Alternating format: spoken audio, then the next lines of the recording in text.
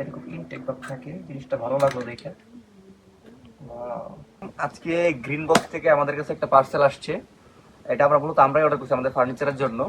তো আজকে এটা রিভিউ দিব, হয় ভালো হবে অথবা খারাপ হবে, দেখা যাক। আপনাদের সাথে নিয়ে দেখবো এটা কি কাজ করে, এটার মধ্যে কি কি আছে আমরা একটু দেখি। আচ্ছা, এখানে আমরা প্যাকেজটা উল্টা খুলছি।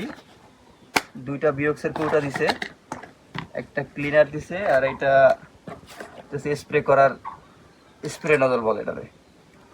ঠিক আছে, চলেন দেখা যাক। এইটা হচ্ছে আমাদের ফার্নিচারের বর্তমান অবস্থা। আমরা দেখব এটাকে ট্রিটমেন্ট করার পর কি অবস্থা তৈরি হয়।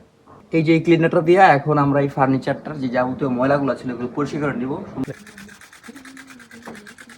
এটা দেওয়ার পরে আমরা একটা নরম সুতি কাপড় দিয়ে ফার্নিচারটা ঠিক মতো মুছে নিব।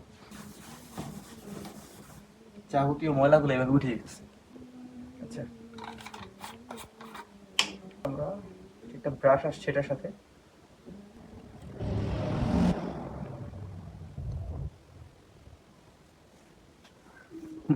এখন সুন্দরভাবে এটা ব্রাশ দিয়া একদম মানে কোনো জায়গায় যেন গ্যাপ না থাকে এরকম ভাবে আমরা লাগাইতেছি। জিনিসটা শেষ করার পরে কিরকম হয় আমরা দেখবো। একটা কৌটা দিয়া খুব সহজে একটা খাট তো করা যাবে, সম্ভবত আরো একটা খাট করা যাবে। এই অংশটাতে বার্নিশ করা কমপ্লিট হয়ে গেছে। আপনারা কি দেখতে পাচ্ছেন পার্থক্যটা কি পরিমাণ? মানে এক কথায় মাশাআল্লাহ, আলহামদুলিল্লাহ।